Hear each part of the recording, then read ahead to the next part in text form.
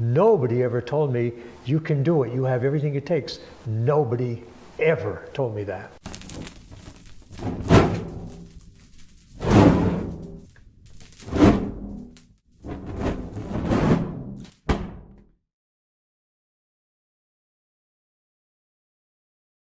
Symmetry and proportion are the key to success in bodybuilding. And these men have lifted weights year after year after year to attain the proper proportion. One of the top favorites for this year's championship is Frank Zane. 5'9", 35 years old, 199 pounds. A math teacher from California. Finally, once again, Frank Zane. And so the stage is set for the final close-off. Here in Columbus, Ohio, it's time to begin the final pose down for the title of this year's Mr. Olympia. The moment the audience has been waiting for.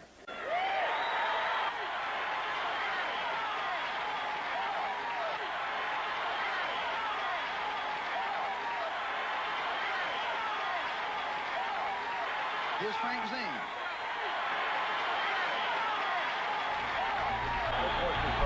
This is exciting.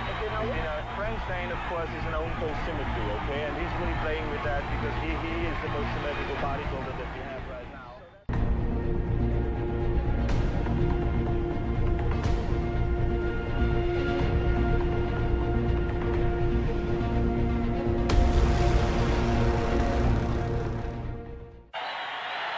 Frank Zane, of course, tries to move very gracefully to just show to the judges that he is the king, and he's been promoting himself as the king all along this year. Oscar State has asked them already 3-4 times to get off the stage, and they're not leaving the stage. They want to make sure that they are the winners. The guys don't give up. Everybody thinks whoever hits the last pose is going to be the one that is noticed the most and is going to be the winner. It's unbelievable. Zane, if you want to come backstage, come sit here. Get the curtain down. Okay. Okay, we have to let the curtain down. Yeah. Let the curtain down. And so the judging is over amid near pandemonium here at the Mr. Olympia contest. And we'll be back for the final decision in just a moment. The judges have totaled up the marks, and we're just moments away from the announcement of the winners. I don't know, how do you feel about the tension? I'm really excited, because I'm training every day with some of the guys. I'm really so curious what's going to happen.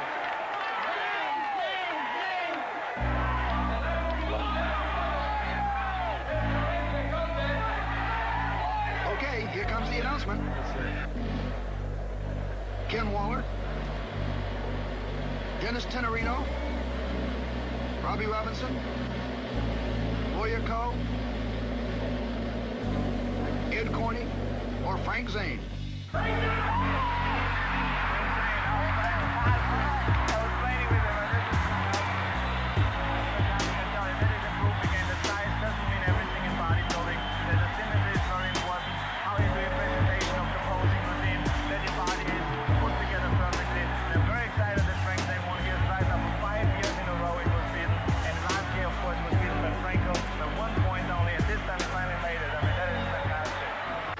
Congratulations to you.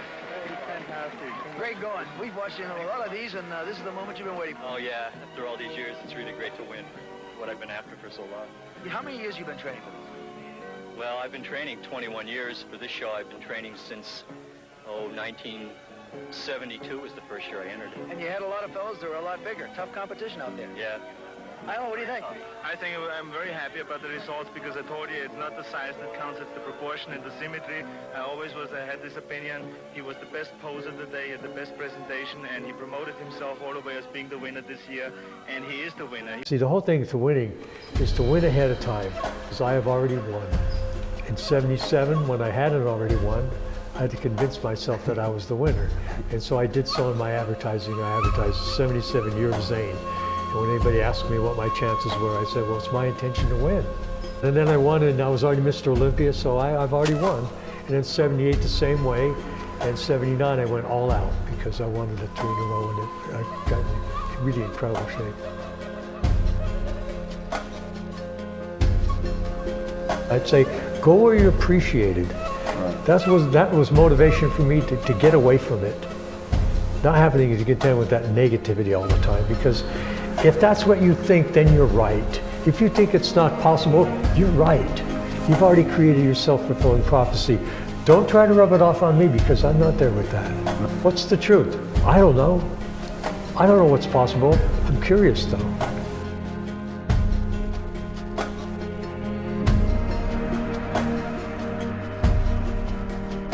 And I knew that it felt good and it was what I wanted to do.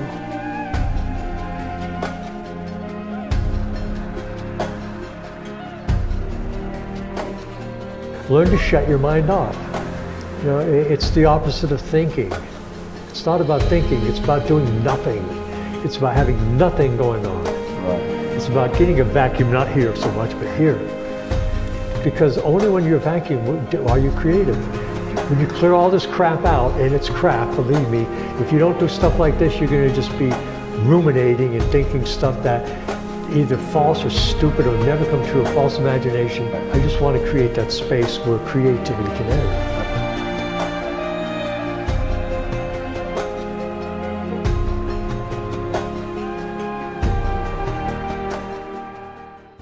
And Hoffman came over to me and he said, "Young man, if I had a physique like yours, I'd walk around with my shirt off all the time."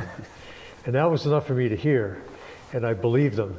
That I would be the greatest. That was, you know, one of those things that somebody tells you out of time in your life when you're very impressionable, right. And it serves to motivate you for the rest of your life, and it did. You know, I grew up in Pennsylvania, and there were some people trained there, and you know, I trained with them. We got motivated and everything, and then teaching in different cities. Basically, I just built programs up where I was. Right. Then I moved to Florida, and that was a really stepping my training up to a new level. Trained there for 3 years and then moved to Southern California, which was where it was happening then. Right. And that's when it really took off in 1969.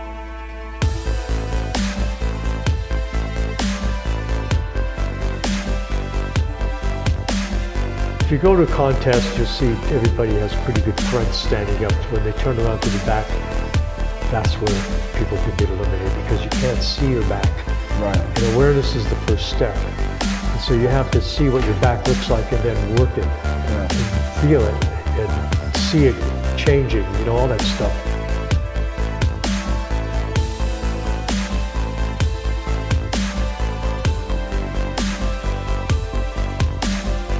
I was lean to start, you know, I was always a skinny kid. And so for me it was just putting on muscles. So I ended up competing at 5'9", competing at around 190 pounds.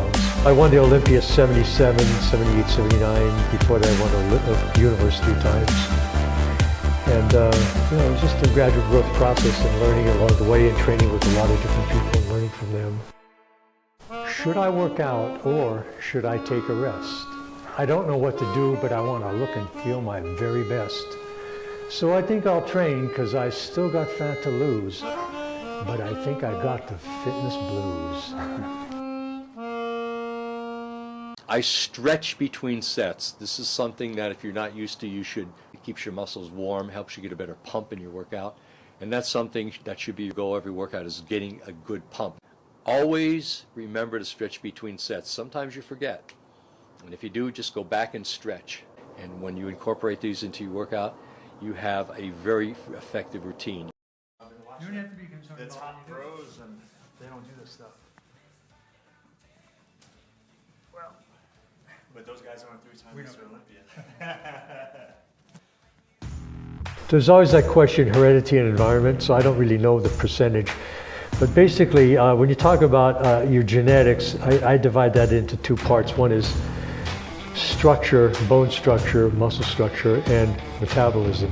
So I think I was fortunate in the structure part, not that I had a big structure, I had very small bones, but I had a good structure for bodybuilding, small hips and wide shoulders, wide clavicules. Steve Reeves was my bodybuilding idol. I really looked up to him in that development and sort of patterned my training after what I thought he did.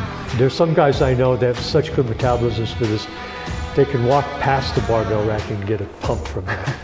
But not me. I had to work hard and find out all the intricacies, and I did. I learned it wasn't about how big I could get because I couldn't get that big, but I tried certain years and it didn't work as good as I thought it would. Yeah. And I ended up just going for getting more shape and definition and lines and proportion and all that. It was a lot of work, but it paid off. So that's the thing, is I have a lot of perseverance for things I do. I hang on and do them for a long time. In the process, I get really good at it. And one of the things I have is focus. I have really tremendous focus. I'm not asking to do multitasking, is by saying, but I can focus on one thing and really zone everything else out, and that's why I'm good at this. You know, I wrote everything down. That's the thing, is I was a chemistry major in college when I started out, and I earned the nickname the chemist because my approach was like that. I kept track of everything. I kept journals. I published books like that. I have one called The Workouts that's on Kindle now. 190 workouts that I actually did over a period of 4 years' time, arranged in order. Some of them pretty horrific, I mean, as far as what I actually did. I offered a prize to somebody who could duplicate those workouts, and nobody ever did it.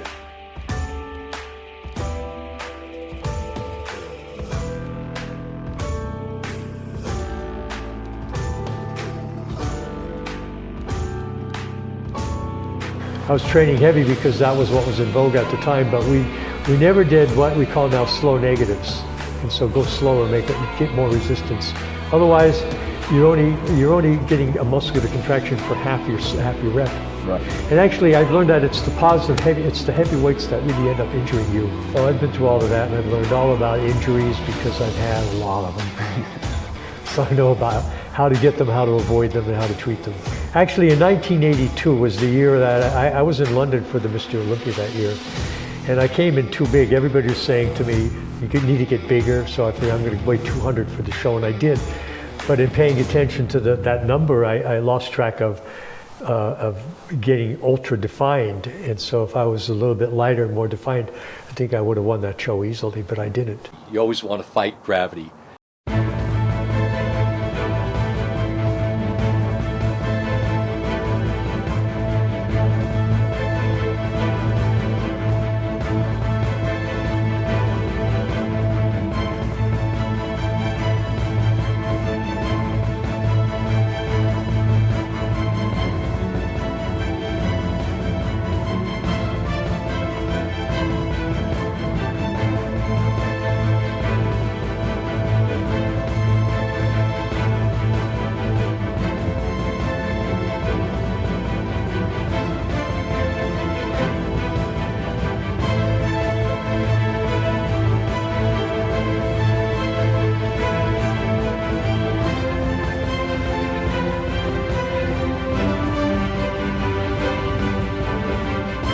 It was 79, my best year. Should have retired after that one. But you know, you never know when to stop. No. You don't. There's no where do you stop, you know. I don't think you can ever escape your limits, but you can expand your limits. You do have limits, and you always will. And I'm not trying to escape everything. I know my limits are what's containing me, but I do want to expand them. They're not here, they're out here. They're a little bit more. It's not as is always, it's changing constantly by the second.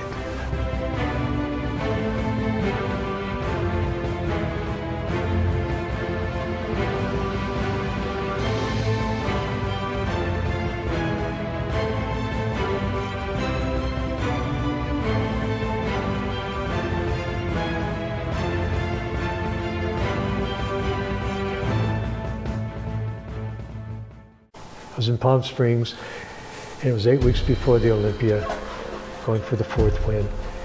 Incredible shape, I mean, just right where I had to be, and I was feeling extremely angry because I was thinking, oh God, another 8 weeks of torture. I hate this, man. My life is nothing but doing this. Oh God, I hate it. There were certain things I didn't deal with, and one of them was anger.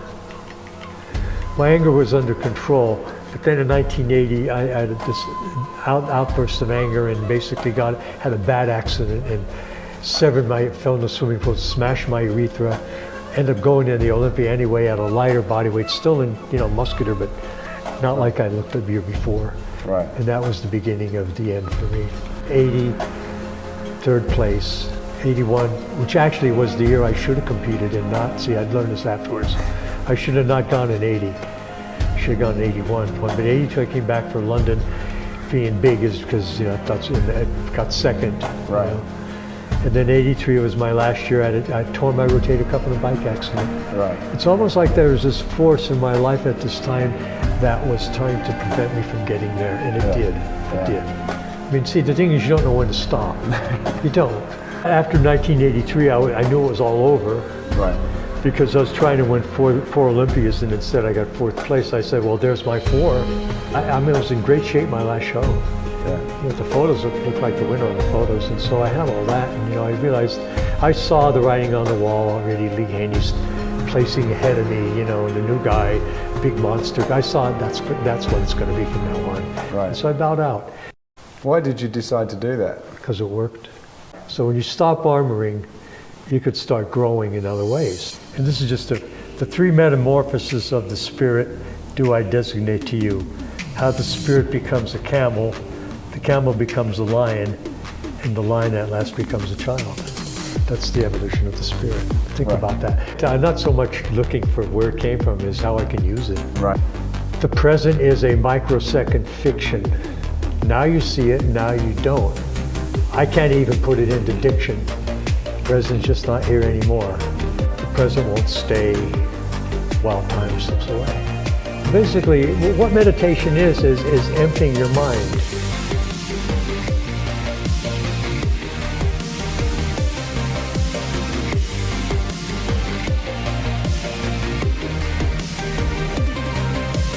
Nothing happens because everything's perfect. Things happen because something's out of whack.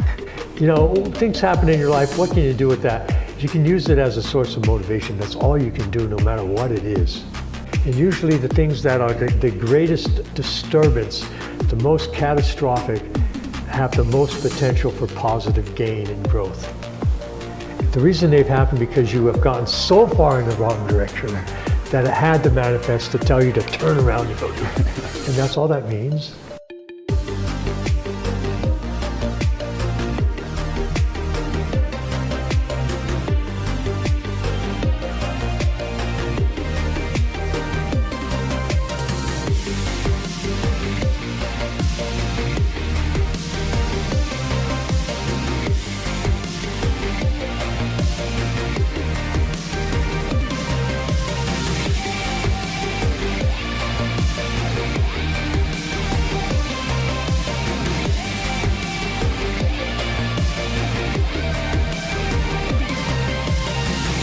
I'm testing out. One of them is what you call the one-sided workout. Right. It's basically, it's an arm workout where you only work one arm in a workout, and it works. Yeah. I'm testing it out now. Right. Trying to get people to do it. It's an ongoing process, Yeah. and it's never finished.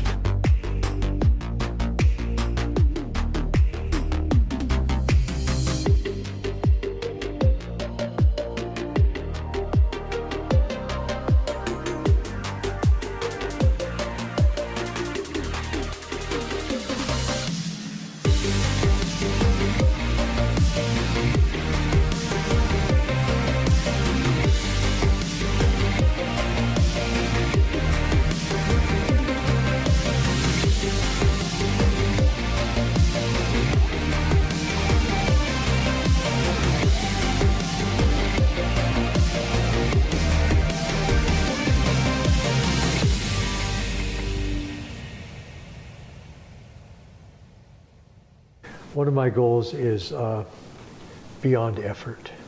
That's my motto. Beyond effort. Yeah. What does that mean? What does it mean to you? Beyond effort. I'm beyond effort. Yeah, I mean, I guess What is I effort? like the word beyond because it means that it's, there's no effort required. It's Right. beyond what you need to do, and it will just. I'm not trying to do happen. anything. But it will, yeah, okay. I'm letting things come to me. I'm Yeah. like a magnet. Yeah, I like that. I'm practicing magnetizing, Right. pulling things in. Yeah, I like that. Nice one.